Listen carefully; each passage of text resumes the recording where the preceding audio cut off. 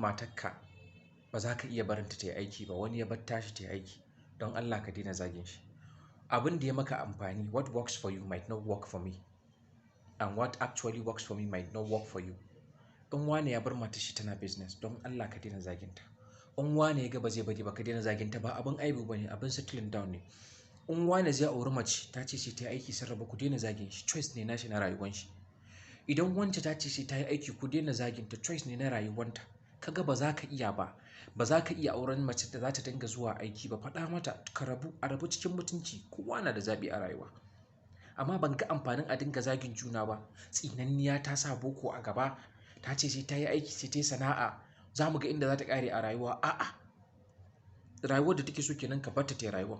Rayuwar da kake so kenan, shi kuma bai san ci gaba na, dan bakin ciki ne, kaza wai ba zai aure ni ba sai ya hana ni aiki. Ki bar shi kawai.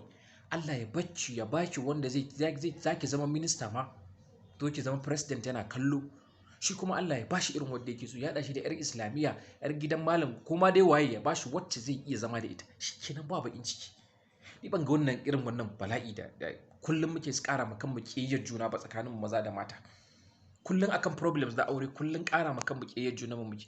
Don Allah mu dinga solving problem ɗin cikin mutunci. Ba za ka iya ba, Allah ya raba mu, ya haɗa kowa da alheri. Ba za ki iya ba, sai kin yi aiki, shikenan. Ni ban ga abin tada jijiyan wuya ba. Wasu mazan feeling insecurity ne. Wani bai san ki je ki tattara kuɗi, ki je ki sana'a, waye. Gani yake za ki fi ƙarfin shi. Akwai mutanen arziki a ko'ina.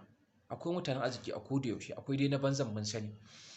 Kuma abin da zai baka dariya shine same set of mazan da ba su son matansu su yi aiki. Su ne ake bala'i da su in aka je asibiti akan namiji likita ba zai taɓa musu mace ba. Confusion. Are we not confused?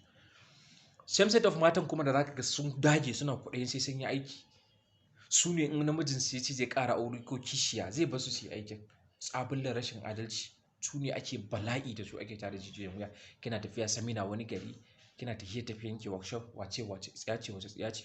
Amma kuma ya ƙara aure shine bala'i. Ba ma ki da lokacin shi, kullum kina hanyar office, sai 4 kike dawowa, kin fita 7. Haka dai. Sai kuma ya ƙara aure ki ji ciki. Mu dinga ma kanmu adalci, mu san me muke buƙata. Mu san me za mu iya jurewa. Mu dinga ma juna adalci. Abin da za ka iya ba lallai shi zan iya ba. Abin da za ka jure ba lallai shi zan jure ba. Abin da ya ma wani sa'a ba lallai shi ya ma wani sa'a ba. Amma don Allah, in mutum ya making choice ɗin shi za ta yi aiki, don Allah ku daina zaginta. Ta je ta yi aikinta, ta gama karatunta, ta yi aikinta, Allah ya ba ta sa'a. Ba daɗi dai ka samu mace tana da ambition, tana da kariya, tana da son ta yi abu, ka daƙile mata shi.